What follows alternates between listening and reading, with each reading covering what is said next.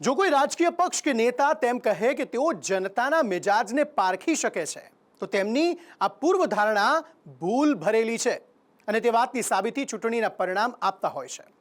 નેતાઓ કે રાજકીય પાર્ટીઓ જ્યારે એક કે બે કરતાં વધુ વખત કોઈ બેઠક કે રાજ્યમાં જીત મેળવી લે ત્યારે તેવું માની લેતા હોય છે કે મેં મારો ગઢ જાળવી રાખ્યો છે, પરંતુ જનતા સમય આવે ત્યારે આ ભ્રમને તોડી દેતી હોય છે। બસ આવું જ થયું લોકસભા 2024ની ચૂંટણીના જાહેર થયેલા પરિણામોમાં। ભાજપને ધારણા કરતાં ઓછી બેઠક મળી, જેમાં સૌથી વધુ નુકસાન તેમના ગઢ કહેવાતા ઉત્તર પ્રદેશમાં જ થયું અને તેમાં પણ એક એવી બેઠક પર તેમની હાર થઈ જેની કદાચ ભાજપે સ્વપ્નમાં પણ કલ્પના નહીં કરી હોય।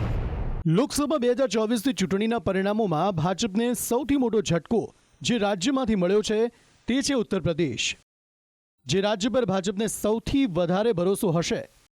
અહીં ભાજપને તમામ બેઠકો પર જીત મેળવવાનો વિશ્વાસ હતો। એક્ઝિટ પોલમાં પણ એનડીએને 60થી 70 બેઠકો આપવામાં આવતી હતી અને ઇન્ડિયા ગઠબંધનને 8થી 13 બેઠકો જ આપવામાં આવતી હતી। આ એક્ઝિટ પોલ ખોટા સાબિત થયા, જેમાં ભાજપને મોટું નુકસાન થયું છે। વર્ષ 2019ની તુલનામાં ભાજપને ઉત્તર પ્રદેશમાં 29 બેઠકનું નુકસાન થયું છે। રામ મંદિરના નિર્માણ બાદ ભાજપને સૌથી વધારે આશ હતી ઉત્તર પ્રદેશથી, પરંતુ રામ મંદિર જે અયોધ્યામાં બનાવવામાં આવ્યું તે અયોધ્યા લોકસભા બેઠક પણ ભાજપ ન જીતી શક્યું। અયોધ્યામાં ભાજપના લલ્લુસિંહ ઉમેદવાર હતા, જેમને સમાજવાદી પાર્ટીના ઉમેદવાર અવધેશ પ્રસાદે હાર આપી। સમાજવાદી પાર્ટીના અવધેશ પ્રસાદે ભાજપના ઉમેદવારને 54,567 મતથી હાર આપી। રામ મંદિરનું નિર્માણ જે અયોધ્યામાં થયું અને તે મંદિરનો પ્રાણ પ્રતિષ્ઠા મહોત્સવ વર્ષ 2024ની સૌથી મોટી ઇવેન્ટ બની હતી। એ જ બેઠક પર ભાજપ જીત ન મેળવી શકી, જેના કારણે ભાજપના કાર્યકરો નેતાઓને સૌથી મોટો આંચકો મળ્યો છે। ત્યારે અયોધ્યામાં કયા કયા કારણોથી ભાજપને હાર મેળવવી પડી તેના પર નજર કરીએ તો સૌથી પહેલું કારણ છે જાતિગત સમીકરણ। અયોધ્યામાં સૌથી વધારે પાસી સમુદાયની જનતા છે।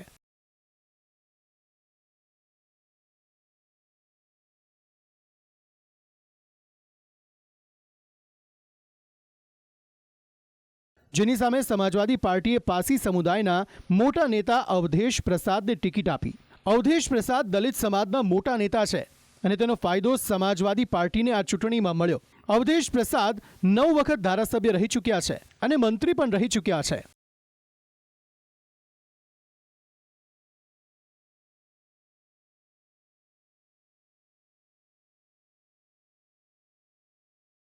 ભાજપે જે ઉમેદવાર ઉતાર્યા હતા લલ્લુસિંહ, તેમનું બંધારણ બદલવા મુદ્દેનું નિવેદન વાયરલ થયું હતું, જે ચર્ચામાં પણ આવ્યું હતું।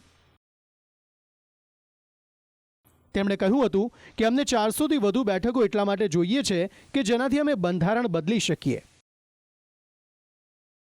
આ નિવેદન ભાજપ માટે નુકસાનકારક સાબિત થયું હોવાનું મનાઈ રહ્યું છે।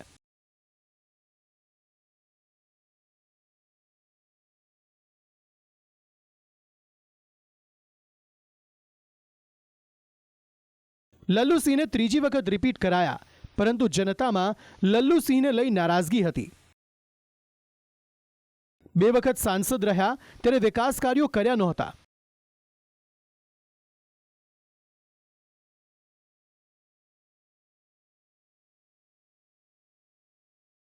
રામ મંદિરનું નિર્માણ થયું, ઇન્ફ્રાસ્ટ્રક્ચર ડેવલપમેન્ટો થયું, પરંતુ જે પ્રજાના સ્થાનિક મુદ્દાઓ હતા તે નજરઅંદાજ કરાયા હતા। અયોધ્યામાં રામ મંદિર સહિતના અન્ય કામો કરવા માટે જૂની દુકાનો અને ઘરોને તોડવામાં આવ્યા।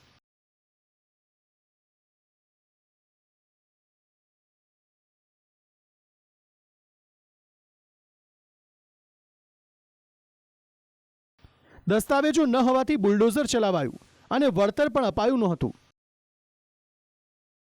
આ કારણથી પ્રભાવિત થનારાઓના રડતા વિડીયો સોશિયલ મીડિયામાં વાયરલ થયા હતા।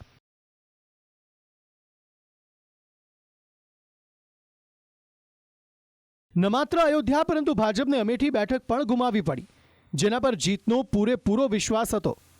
વર્ષ 2019ની જેમ 2024માં પણ સ્મૃતિ ઈરાની જ ઉમેદવાર હતા। સ્મૃતિ ઈરાની અને ભાજપને કદાચ વધુ આત્મવિશ્વાસ નડી ગયો કે રાહુલ ગાંધી જે બેઠક પર ચૂંટણી લડવા તૈયાર ન થયા તો કોંગ્રેસનો ઉમેદવાર અમારા સામે બિલકુલ સામાન્ય છે, તેને સરળતાથી હરાવી દઈશું. અને તેનું જ પરિણામ છે સ્મૃતિ ઈરાનીની હાર અને કોંગ્રેસના કિશોરીલાલ શર્માની જીત. ભાજપ કિશોરીલાલ શર્માના અમેઠી સાથેના જોડાણને સમજવામાં માત ખાઈ ગયું. ઉત્તર પ્રદેશની નગીના બેઠક જે પરિણામ બાદ સૌથી વધારે ચર્ચામાં છે. આ બેઠક પર એનડીએ અને ઇન્ડિયા ગઠબંધન બંનેના ઉમેદવારની હાર થઈ. બહુજન સમાજ પાર્ટીના ઉમેદવારની તો જમાનત પણ જપ્ત થઈ ગઈ. આ દિગ્ગજ પાર્ટીના ઉમેદવારને હરાવ્યા છે ભીમ આર્મી પ્રમુખ તરીકે ઓળખાતા ચંદ્રશેખર આઝાદ ઉર્ફે ચંદ્રશેખર રાવણે. ચંદ્રશેખરે પોતાની પાર્ટી બનાવી જેનું નામ હતું આઝાદ સમાજ પાર્ટી. પહેલીવાર પાર્ટી બનાવી અને પહેલી જ ચૂંટણીમાં તેમની જીત થઈ. ચંદ્રશેખર આઝાદ પણ દલિત સમાજમાં યુવા નેતા તરીકે લોકપ્રિય છે.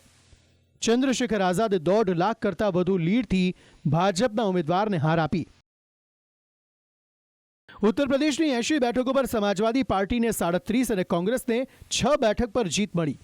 પરંતુ બંને સાથે હોવાથી તેમની 43 બેઠકો પર જીત થઈ હતી, જેની સામે ભાજપ 33 બેઠક પર જ જીત મેળવી શકી. આ પરિણામ ભાજપ માટે કલ્પના બહારના સાબિત થયા. ઉત્તર પ્રદેશના પરિણામોમાં સ્થાનિક નેતા અને જાતિગત સમીકરણ પરિણામમાં અસર કરતું જોવા મળ્યું છે. સ્પેશિયલ રિપોર્ટ, સંદેશ ન્યૂઝ.